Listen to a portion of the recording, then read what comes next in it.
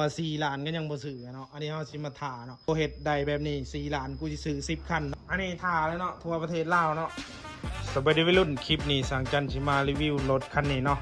หลังจากเฮาลงคลิปไปเนาะเอาว่าสิขาย12 ล้านเนาะถ้าว่ามีคนซื้อ12 ล้านเฮาสิขายเนาะก็มีคนคอมเมนต์ต่างๆนานาเนาะบางคนก็ว่า4 ล้านกูก็ยังบ่ซื้อบางคนก็6 ล้านยังบ่ซื้อบางคนก็ให้ซื้อๆก็ยังมาเอาเนาะเดี๋ยวเฮาสิมาอธิบายเนาะพังคลิปให้จบให้พังให้เข้าใจง่ายๆเนาะเดี๋ยวเฮาสิมาอธิบายว่าเป็นยังรถคันนี้คือราคาแพงเนาะเดี๋ยวเฮาสิมาบวกลบคูณหารว่าอะไรแต่ละโตที่เฮาใส่ไปนี่มันราคาเท่าไหร่เนาะเอามาเริ่มแรงเนาะซกหนาเนาะ600,000เนาะนี่เนาะแกนหล่อหน้าหลัง180,000เนาะมือลิงตัวนี้เนาะ100,000ซ้ายเบรก100,000ผู้ดี200,000เนาะมือเบรกเนาะ180,000อ้ามย่น750,000ซกพอร์ตราคา400,000กันซ้ำ70,000กีบพุดคาง180,000สเตอร์หน้าหลังโซ330,000น็อตจับสเตอร์น็อตจับซกผู้ดี200,000ทอเนาะทอเขาใส่เป็นทอยนซีแนวเนาะใบ1 900,000เนาะเบาะนี่เป็นเบาะใหม่เด้อแต่ว่าอันนี้เขาใส่ซื้อเนาะใบ1 450,000โค้งเนาะตีไปโค้งนี่เขาตีต่ำๆล้านหนึ่งเนาะเฉพาะโค้งกับทั้งน้ำมันเนาะมาต่อจักเนาะจักกระสุดไพ่นี่เขาตีไป4 ล้านเนาะหน้าลังเลยนี่ตาหน้าตาลังห้างป่าเนาะสุดที่ชำนี้เขาไล่ตีไป700,000เนาะแล้วก็ล่อพร้อมใส่เนาะลังหย่อหน้าเจาะเนาะลังนี่เขาใส่เป็นดุมหย่อแถเนาะราคาแมน2,300,000เนาะบัวมาเบิ่งเลยเนาะเดี๋ยวเขาสิสรุปว่ามันสิถึกเท่าไหร่เนาะนี่เนาะสรุปแล้วออกมาประมาณนี้เนาะ12,560,000กีบเนาะ12,560,000กีบเนาะนี่เนาะตามนี้เนาะเอาถ้าว่าเฮาบวกผิดจังได้กะลองให้พี่น้อง FC บวกตามที่เฮาบอกราคาเครื่องไปเลยว่ามันหมดเท่าไหร่เนาะสำหรับรถคันนี้เนาะนี่เนาะตามนี้เลยเนาะสภาพตามนี้เนาะนี่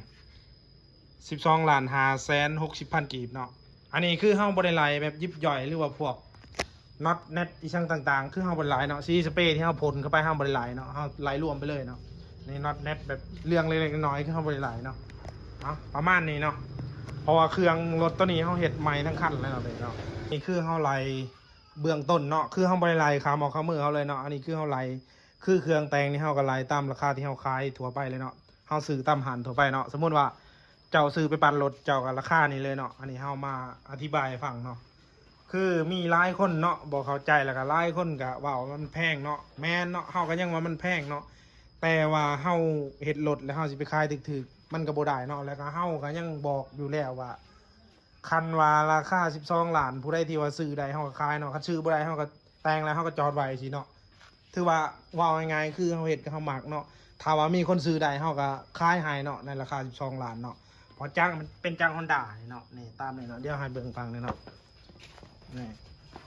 อันนี้เป็นจ้างฮอนด้าเนาะเป็นเครื่องเดิมเนาะลูก54มิลแล้วก็สุดหัวเฮาเฮ็ดใหม่เนาะกระบิ้วเปลี่ยนใหม่เนาะหวังว่าหลายคนก็น่าสิเข้าใจเนาะว่า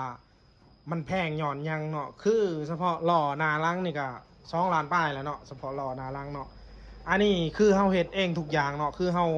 ประกอบเองทุกอย่างเนาะในราคานี่คือเฮาบ่ได้ไล่ขาหมอกขามือเนาะถ้าสมมุติว่าซุมเจ้าเนาะผู้ที่ว่าเม่น4 ล้านก็ยังบ่ซื้อเนาะเฮาสิอธิบายเจ้าเด้อคันสมมุติว่าเจ้าซื้อเครื่องแต่งไปแม่นี่แม่นบ่เจ้าประกอบบ่ได้เจ้าไปจ้างสร้างนี่คอยสิถามว่า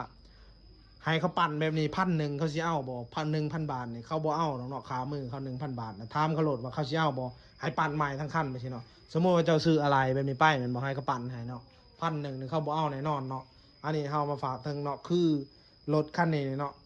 ต้นทุนเฮาเนี่ยก็12 ล้านป้ายเนาะแต่ว่าเฮาสิขายในราคา12 ล้านเนาะคือเฮาขายซ้ำทุนที่เฮาปั่นมาเนาะหวังว่าหลายคนก็น่าสิเข้าใจเนาะเพราะว่ามันมีน้อยเนาะอันที่คนที่ว่ามันแพงเนาะคือเฮาสิบอกในคลิปนี้เนาะคือแพงมึงบ่ต้องซื้อเนาะกูก็บ่ขายเนาะโอเคเนาะตามนี้เนาะวัยรุ่นเนาะคือเฮาว่าเอาไปว่า12 ล้านนี่คือคันว่าผู้ใดที่ว่าสิซื้อได้ในราคา12 ล้านแล้วเฮาสิขายให้ถ้าว่าบ่มีคนซื้อเฮาก็บ่ขายเนาะแล้วก็มีมินมาว่าเนาะว่ามินว่า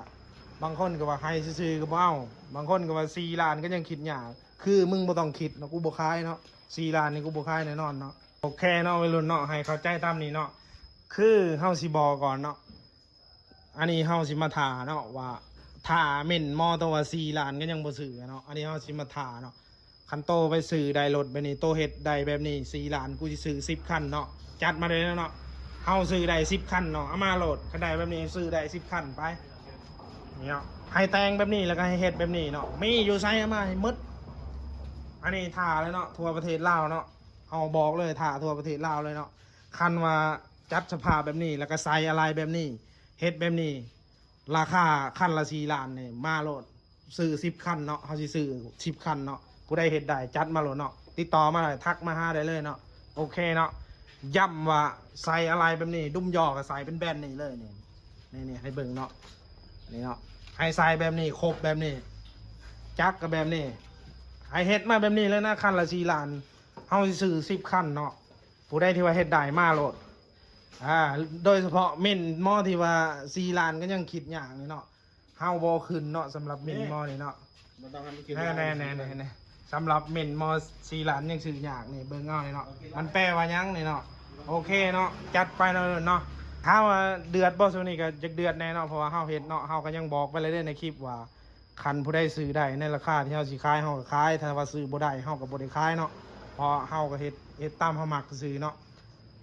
โตเคยบ่รถเฮ็ดมืด10 ล้านสิไปขาย5 ล้านมึงบ้าหรือเปล่าวะ